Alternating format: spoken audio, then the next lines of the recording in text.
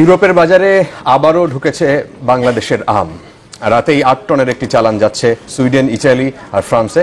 ৬ মাস আগে আপনারা হয়তো জানেন যে অনিরাপদ এবং বালাইযুক্ত বলে আম আমদানি নিষিদ্ধ করে ইউরোপীয় ইউনিয়ন। তবে চূড়ান্ত পরীক্ষা নিরীক্ষার পর নিরাপদ আর বালাই মুক্তির ছাড়পত্র পায়।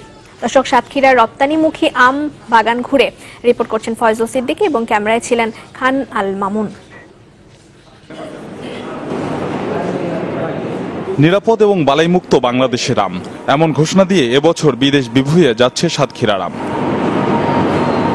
ইউরোপ যে ১,০০০ টন আম কিনবে বাংলাদেশ থেকে, তার ২০০ টনের যোগান দিবে সাতক্ষীরার সফল প্রকল্পের কৃষকরা।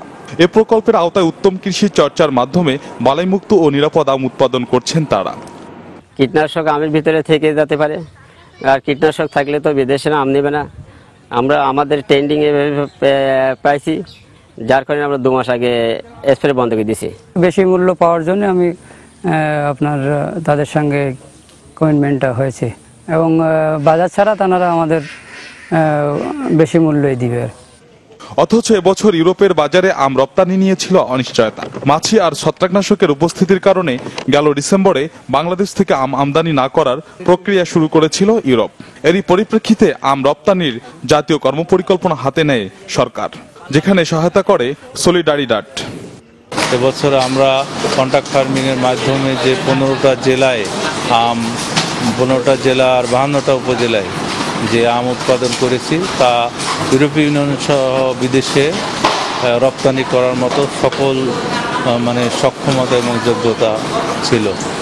পরিবেশগত কারণে সাতক্ষীরায় আগাম আম উৎপাদন হয়, আর এ সময় ইউরোপের বাজারে আম পাওয়া যায় না।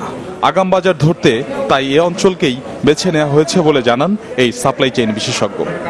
বালাই এবং আপনার যে এমআরএলটা, এই দুইটা বিষয় অত্যন্ত গুরুত্বপূর্ণ।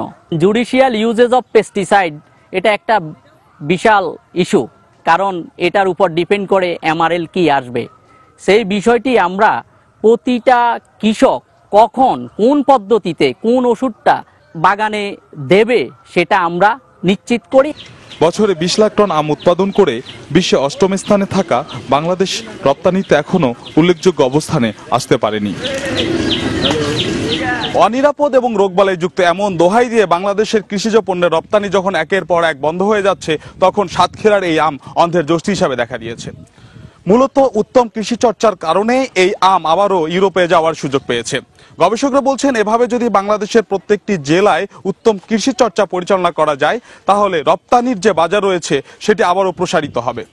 ফয়জুল সিদ্দিকী, চ্যানেল 24, সাতক্ষীরা।